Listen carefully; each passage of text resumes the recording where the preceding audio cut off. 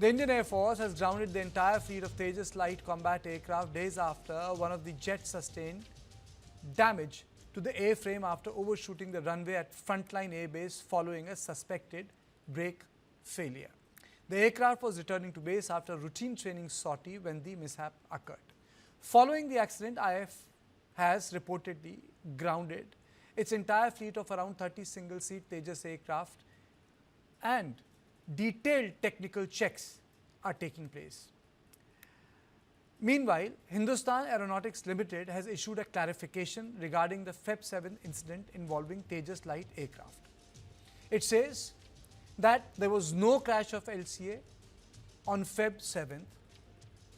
According to the company, the event in question was a minor technical incident on the ground and not an accident involving a crash. HAL further clarified that LCA Tejas maintains one of the best safety records in the world among fighter aircrafts in its class. The company said that as part of standard operating procedure, the issue is being analyzed in depth. HAL added that it is working closely with the Indian Air Force to ensure a speedy resolution of the matter.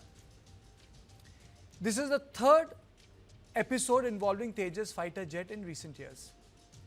The first crash occurred in March 24 near Jaisalmer. The second incident took place in November 25 during an alien display at the Dubai Airshow. The latest development comes at a time when Hindustan Aeronautics Limited, which manufactures the Tejas aircraft, has already missed multiple deadlines for delivering upgraded Tejas Mk1A variant to the Air Force. In Feb 2021, the Defence Ministry signed a Rs 48,000 crore deal with HAL for the procurement of 83 Tejas Mk1A jets. Deliveries have faced delays primarily due to engine supply issues from GE Aerospace. In September last year, the Defence Ministry signed another major contract worth Rs 62,370 crores for the procurement of 97 additional Tejas Mk1A aircraft. The Tejas is a single-engine, multi-role aircraft designed for air defense, maritime reconnaissance and strike missions, and is capable of operating in high-threat combat environments. Now, on this issue, I am joined by Air Vice Marshal P.K. Srivastava and Group Captain Vin Jha, former Joint Director DRDO. Thank you, both of you. Let me straight away go to Air Vice Marshal P.K. Srivastava. So, just to put it in larger perspective, sir, how big is this a cause of concern? Thank you, Karthikeyan. The first thing we must know, and we must pass through you to viewers, that all the three accidents are in different categories. There are three accidents, but they cannot be categorized in the same bracket because there are three different causes for the same. And the second thing very important is I do not agree with HAL's contention that it was a minor accident. An accident which makes the aircraft categorized as E, that means it cannot be brought back online, is never categorized as minor. It is category A accident. And they said it's a ground accident. So that also is contentious because when it landed, it was in the rollout phase and the brakes did not work as they should have worked. Of course, it's a matter of, I would say, inquiry, because in the open source, nothing much is available. We do not know what was the weather at that time. We do not know what was the training sortie which was going on. We also do not know, was it a landing takeoff kind of training which was going on. But the mentioned thing is forward airbase. That gives us a kind of clue that probably it was being a training sortie, was not a kind of supplementary training sortie. There would have been something else, range kind of thing being practiced, or some other better and more difficult profile was being practiced. So with all that, with the absence of these, we at the moment know that brake management system failed. And these brakes are, integrated electronic kind of system. There's the anti-skid system also there. And if that doesn't work, the tire would get jammed and the burst will take place. That's the resultant thing which will happen. So keeping all these things in mind, it needs inquiry to establish what actually failed. And one thing will come absolutely in mind, will it be improved in Mark 1A or not? Because that is the one which is going to come in great numbers. As you rightly mentioned, there will be 180 aircraft coming like that.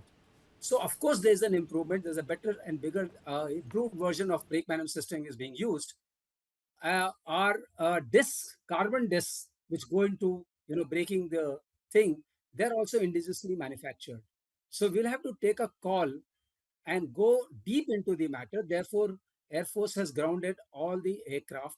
This will, of course, impact their training. It will also impact a lot of other things going on. So we'll have to wait and watch. If this has happened, grounding of the whole fleet, there must be something which is more than what meets the eye. And HL is no position to dismiss it just like, as if it was a minor incident. No, it was Okay. not a minor incident. We need to go deep into this to find out what exactly happened. Okay. Group Captain VN Jha, my question to you is as a Vice Marshal P.K. Srivastava said, no, it's not a minor incident. How do you see it? How do you categorize this entire issue, sir? Absolutely no doubt at all. What he said, it is not a minor incident. It is an accident. And any accident which leads to the various types of destruction of the aircraft or damage to the aircraft are categorized thereafter, fatal or non-fatal otherwise. So it is not an incident as HAL has said. Aircraft must have entered, it has come for landing, it has landed fine, tail shoot has been applied that we know. And thereafter, the brake has failed. Brake has not worked as it's supposed to be. That is how it has overshot. I'm not sure whether it has engaged the arrestor barrier and then thereafter gone to the ditch or Can you otherwise. just explain to our viewers what is the arrestor barrier? You know, a lot of people would You know, like to know. I'll tell you, every fighter or every Indian Air Force base has got at the end of the runway has got a very tough, very rigid arrestor, flexible arrestor barrier that takes certain loads of any aircraft engaging into it. It has got the multiple strips into it, which comes into play the moment aircraft goes beyond the shoulder of the runway. Then it engages therein, and then thereafter also after arrestor barrier it has got the spring loaded mechanism, the very thick rubber, very tensile rubber, having a very high density. It is there, so it cannot break. So in this case, all those things, like right now you see, after this tail will be removed and the aircraft will be braked slowly. Just in case if the brake fails, at the end of the runway, you still have got that arrestor barrier, which will arrest the Okay. aircraft into its strips and it will hold in there. Even should it fail, then there are also we have got the kacha track there after about 100 to 200 meters, into which the wheels of the aircraft will slow down very rapidly. So I don't know what exactly has happened in this case. Neither you have mentioned nor it is in writing. Now that is first thing. So as far as aircraft is concerned, you scan the world literature. This aircraft has got a nil accident report during the entire developmental flight. The previous air chief, I think it was Air Marshal Bhadoria, he was an NFTC. I have been to NFTC when this aircraft has been flying, and everyone says that it's a fantastic aircraft. The two accident, the two crash which has happened. This is not a crash. This is an accident, all right, but this is not a crash. That aircraft was in the operation or flying condition, and thereafter it has come to the No, ground. that is why I've done the clarification. HL Yeah, said it is yeah. not a crash, so it is not a Correct. crash. We'll just go by what the Fair enough. company has So, said. So it's not a so crash. It's a fine. technical incident. Correct. So the two crash that has happened, it is entirely diverse. First one, engine seized. Now, can we lump it onto the Tejas design and development? Is the G engine part of Tejas? No, it is the G engine. So shall we conclude that G engine is unsafe? GE404 is unsafe. It seizes. No, it is part and parcel of the operation. What happens as far as the type grounding is concerned, Karthik, I have spent about 29, 30 years in the Indian Air Force. And I have seen many of the times when we have some aircraft accident where the pointer is towards some malfunctions which involves the entire fleet. We've ground the entire fleet, and we have done checks those things in the past. Many. You take mix, you take other generation aircraft also. All these are part and parcel of the operation safety. So this is a grounding of the two squadrons. Tejas, don't go by it. And second thing, I would say that undercarriage, what happens in the braking is in the the wheels. Now Tejas Mark 1, Tejas Mark 1A, that airframe structures or the wheels are the same. So there will be no difference in these two. But yes, it is a serious accident because it has led to the aircraft being engaged and very major damage is there. There were reports that the pilot had to eject. Fair enough. If I the don't know, pilot because you see the reason why there has been no clarification. That is why I have not made it part of my discussion, because I'll just keep it to what is available. And you see, the larger point of my discussion is about the anxiety which is there around the Indian Air Force in terms of material that is available to our I would say our armed force officers of Indian Air Force. Air Vice Marshal P.K. Srivastava would shed some light on this, sir. You know, we are supposed to be at 42 squadrons. We are down at 29 squadrons. There is an emergency purchase happening. I mean to say, I wouldn't say it's a good shape. We should have, when I started my career, I remember 1998, first thing I remember is we had some 39 squadrons. 2 decades down the line, I am sitting with you in this show and I'm saying 29 squadrons. It's unbelievable. Absolutely. Of course, we'll not go into the history of why and how it happened, because there are several decades gone past, and we are also intrigued. Why shouldn't it have been taken care of earlier?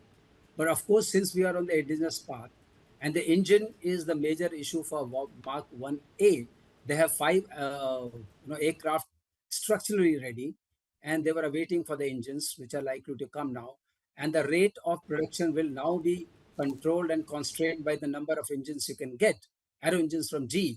And this structure has been made around GE 404 and 414. So migrating to any other aero engine would not be a simple task, and it cannot be done. So we will have to go by that. So that is about the numbers, how will they flowing. But coming to the braking system, which is in question. So in this Mark 1A, of course, the whole management takes place through an integrated electronic controller. That integrated electronic controller has a software which decides how the braking will take place on a runway surface, so that the heat generated is not so much. It gets, brake, release. There's a pulsing kind of thing which goes on. So to that extent, improvements have been done. And what my conjecture is that this would have been done because this may be across the fleet. It is not one of its type. When they find out that it is not one of its type, particular to this particular aircraft, because of some maintenance protocol being violated, because of some flying protocol being violated, unless it is something which relates to the brake management system or something which has come in play. So they would be looking at improving, enhancing, and coming out with a mod, which has happened as we were in the system for many, many aircraft. As rightly Grupi has pointed out, that once this suspicion comes, then you examine and technically audit all aircraft which you have. In this case, there are just 30 aircraft which need to be examined. So they'll be examined. Trainers are out of it. If the trainers are out of it, there's something specific to only fighters. So as we conjecture or we make a estimated guess or experienced guess, we can only say that there's not an alarm of that type. Okay. But yes, a mod can come. It is still within our control. As a country, we are still on a trajectory which we should follow, the trajectory of our own aircraft, because we have seen as the global conflicts we watch and see that sourcing an item during conflict will be a huge issue, and you will not be able to maintain this thing. For this electronic controller is made in India. It is an indigenous version. So, even the carbon discs are made in India. So this is also indigenous. So most of the parts of this braking system are indigenous. So we can always correct it very quickly, and we must do that. That is what, in my opinion, is being done, which is the right thing to do. And since there have been 3 crashes, as Grupi has rightly pointed out, this was considered as one of the safest aircraft during the flight trials. When we go for the final operational clearance, we had nil accident or that major incident kind of report on this aircraft.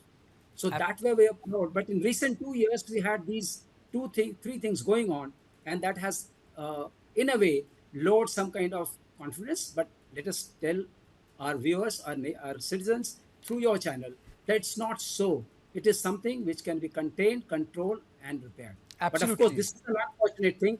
because the pilot had to eject, and the aircraft has become category E. That is, it is non-recoverable. We cannot recover the aerostructure of the aircraft. Okay. So you have one aircraft less on the strength. Okay. Group Captain Jha, your closing comments, sir? Look, I would like to say that don't point the finger to the aircraft. Aircraft is absolutely safe. Two crashes are for two different reasons. Aircraft number I'm of the not squadron- pointing finger to the aircraft, sir. The No, entire- I'm sure you are not. I'm just, putting my remark. We cannot point the finger to the aircraft because it is the design why the aircraft is absolutely robust. Although I have been part and parcel of another system, that is the ILSS, which has been developed for this aircraft. I was part and parcel of that development, but we knew the aircraft's safety record. So many times I have gone to the NFTC, National Flight Testing, Center, and sat in their radio room and seen the aircraft performance absolutely meticulously. Previous air chief was part and parcel of it, so he would know about it. So aircraft is absolutely fine. Now, second thing, every aircraft has, along with its accidents, there's some inherent. F-22, presently accident rate is 7.26, which is absolutely unacceptable. F-16, it had 4.221 or so of the accident rate, which is unacceptable. Right now also it is about 3.5 per lakh of the operational hours. Tejas has not reached to that stage, so we can't categorize right now. But as we see the aircraft performing, it is fantastic. It is fantastic aircraft. Everyone's teeth will be, will be biting their teeth. So I've really run short of time, but thank you. It was a pleasure to have you, both of you, on this conversation. But I think the entire story is not dead. There will be revelations. There will be more details on record. Yes, there has been a clarification that it was not a crash. But then what happened? What is the technical issue that happened? I think greater clarity is required.